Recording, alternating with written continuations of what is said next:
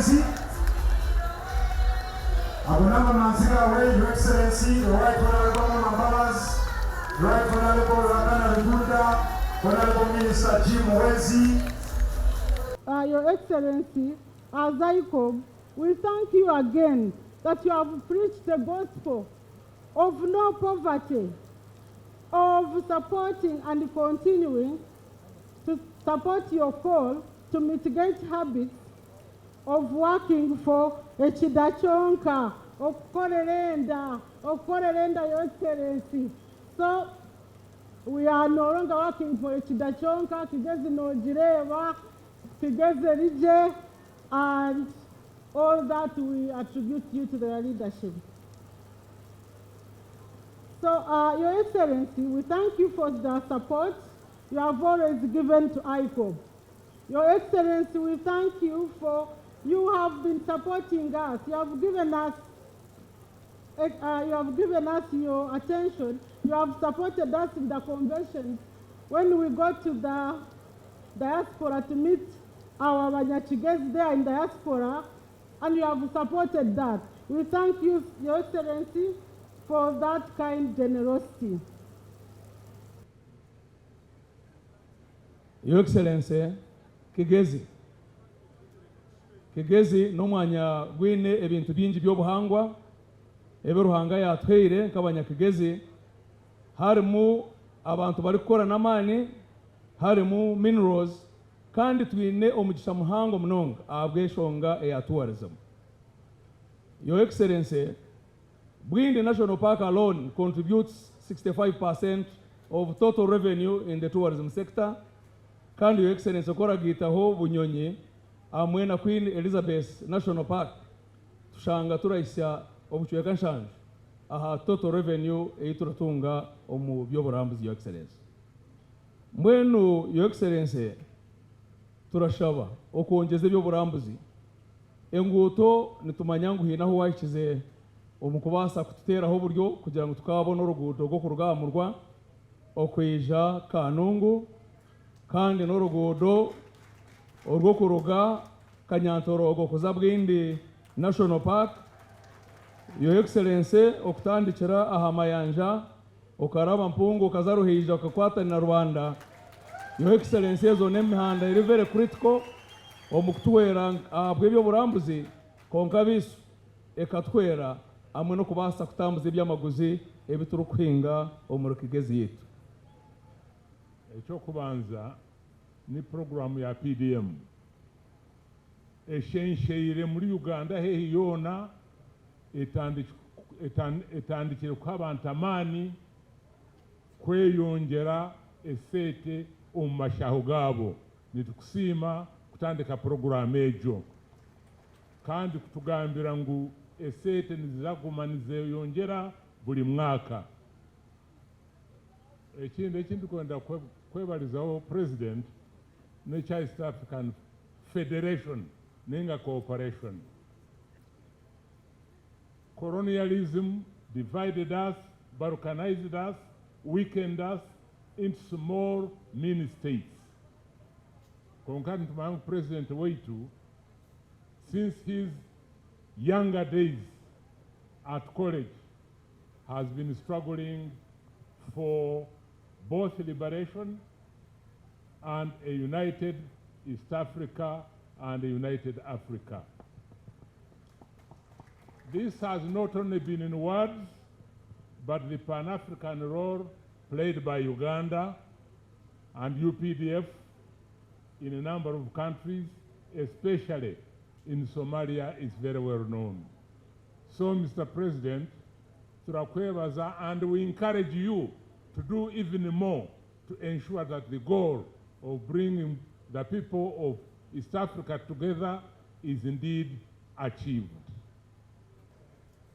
Hariho akantu akarijamu muri Kigezi akarwira kuba twine kare akoramo akubamwe kuza mu byo gutegeki twagire mu byo gutegeki kurwanisa akantu akokwebaganisamo mu dini.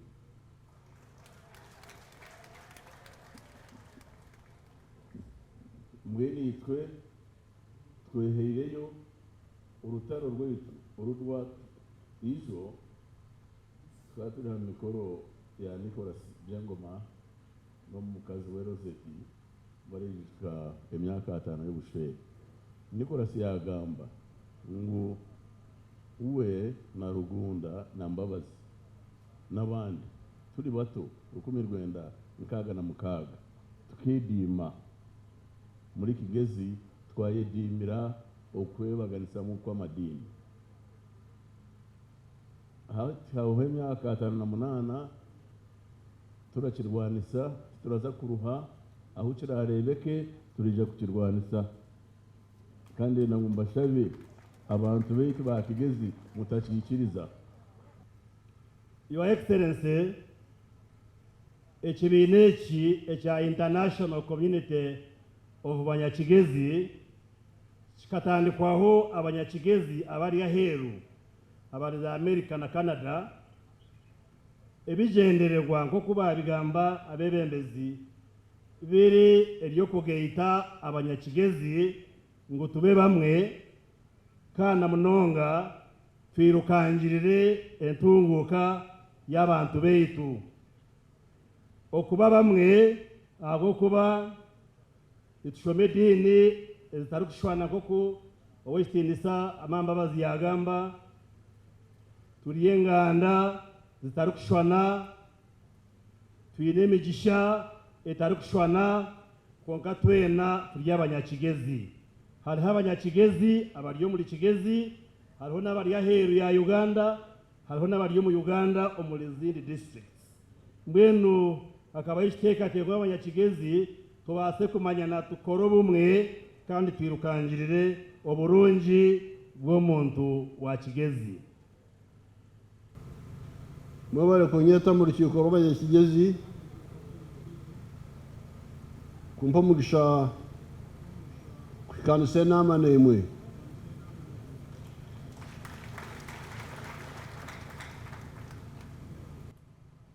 mbone ikizibu cy'inkureba kandi hati mu mwana abaryaha mwana murya abakutyo bwinyi murya abashomire what you call the elite. You are part of the elite. Konka ekizibu ekinde biri myaka 65 hati nokta hanura ebikushomwa mukabito umbantu banyu mbyaro ikintu ekyo nyina ngo tikikana umwanya tewo ndiro nshoro nyina ngo tikikansiwe nama tukikirizaneho ahabwe iki abashomi aba Uganda n'aba Africa ebimu kugamba Congo hariyo entaro Uganda tuyine obusingi kina ikikuruga aboko tuyine ibitwakozire ebishikire kurustara bikozire Uganda kaberere nke zo mukugamba so mbena hati imabe abashomi abo kaba ku cyubunye muri abashomi mwaga mu ba doctor mwine ba lawyer hati okhabura abo mbyaro modernization akagana mahanga gona gakagara nkaitu. So therefore the medicine which we designed for the 4 acres and less were the 7 activities. Products like tea. Even when I was in Kabare, I told Bishop Karisto Baramira, I said, please, don't involve my Banaku in the tea. The tea needs more land. So, okuhingisa owahike muku muhingisa majani nuwo mwitsire tarega mboro wahike mwe wahiki ibiri wahiki 3 wahiki 4 twashimiko bari mu majani tubashimiye kuba bari omu Pamba, tubashimiye kuba bari omu Tabe nk'egihingwa ibintu muhinga, tubashimiye kuba bari omu Bikaado nk'abasoga,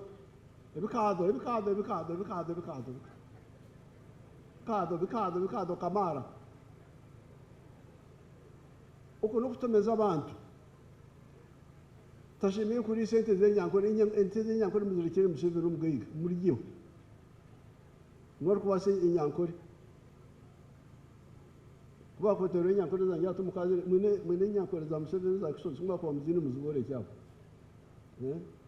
So nuko twabahabwire omu manifesto ekenda mukaga omubazi gw'omugufu hikira n'ogaruka hansi ebintu mushanju omwani abokumwana wasukwe miliyoni ke 15 18 buri hika ebijuma no yamusete nyingi. So omubazi gw'omugufu hikira n'ogaruka hansi omwani ebijuma labwe hayino mutowa na hingo mwana hansharo na hinge bijuma kuri hansharo heina katuna marimo mwetoha. So mbwena hateji niyo nshongwe nkuru munonga. Enshongwe ya kabiri ninge ya kashatu hati okuraga kwaza kubakuta kurura abakiga n'abandi bantu bakabaye n'amataka mahanga konka nyine ka kwari kurugaho ebintu byona babutwanyagura. So each generation has got less home resource base. Mbere kigambo ekyo mwanza kukigira muti ekinkwenda ninyenda ngo ekisharira mu kikozese omulingo gw'ikwihamu ekyo mugasho muhango konka kandi mutakyomya dera amaizi tugehemu tushyikirire emigongo tukore byombi ukoze ekisharira hamwe na irrigation. So mwikirize mugende murambure iri moto murambure muranga mwena hamwe na leadership some of you ninga shumwa yenda basi na bunimba habasi uri yakubiyemo n'ingibi tinyo sho murakoze cyane basi ibyanjye byabiri bingahi bitano nambemwe kigezi iyo buhangwa etari y'abajungu yonka. Icya kabiri okubingo boro n'ekibaro hati mweno harabaju wa tourism Uganda etandikire kunda haina abantu nibenda kuja kombeka ekishayi ky'enyenyaha aho muri kihi ekiri kwigana n'ekyantebe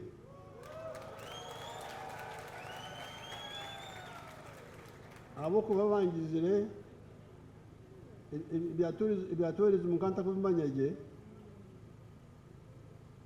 boko kati bashoborere ngo hati eze ngute tukora za Kampala ntungamo Kampala nkahi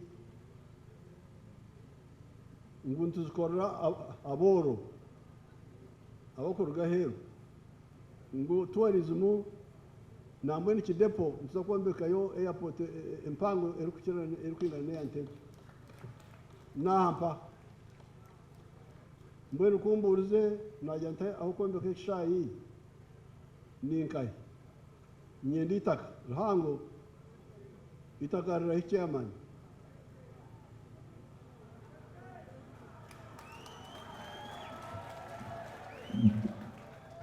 Your Excellency twine karushanju 20 Katete kandi twine stretch eri kubaasa kutuha runway eri kwisa kilometers ina Your Excellency nibenda kwombeka nk'eyantebe manya 3.6 kilometers nehika ho Your Excellency we have the run.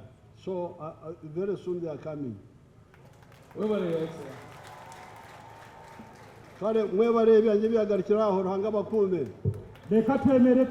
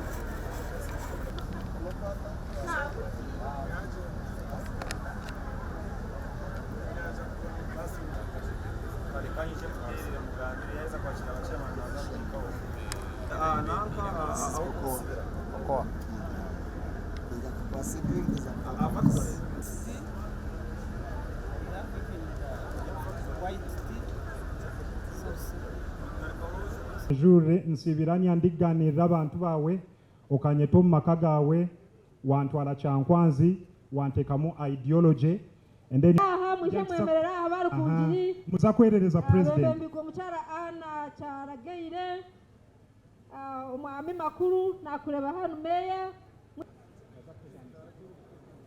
mugumeyo nabura mushitame security yashaba mugume muhereze president ababenji konka turabasima umwami cyo mukama ambassador Kemegwa Anna Mary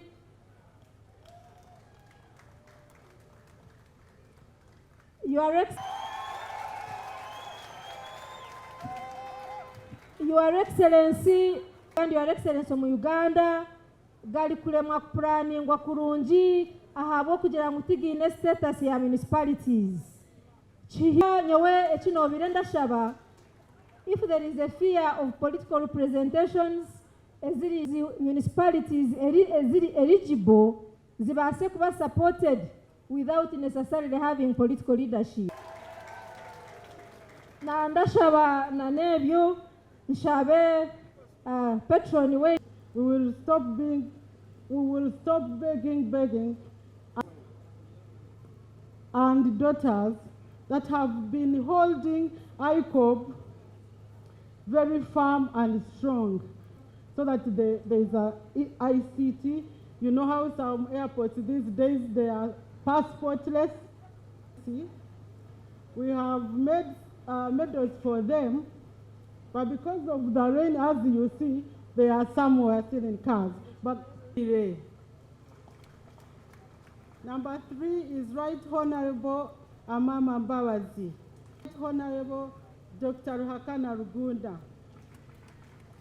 Number 4 is number 3. Number 6, I beg your pardon, is Dr. Amos Zay, who went to be with the Lord, but we are recognizing him posthumously. Number 10 is Canon Dr. Johnson Byabashija. Number 11 is Mrs. Penny Nangatejize. She was one of convenient with the organization. There are also others we felt to be in the next year, and these are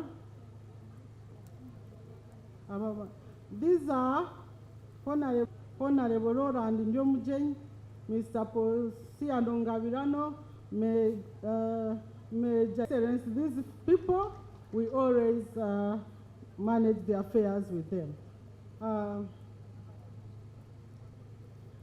Muzeyi turenda kwebaza Madame Jacqueline Chatuhire kutwara ebiro bukozi bwe ya za office ya executive niwe ori orajwekera ababire barya ground abirara bacheyaringa abantu bingi organizing committee bantu mwe mwemere tubaterero mu ngaro munonga timu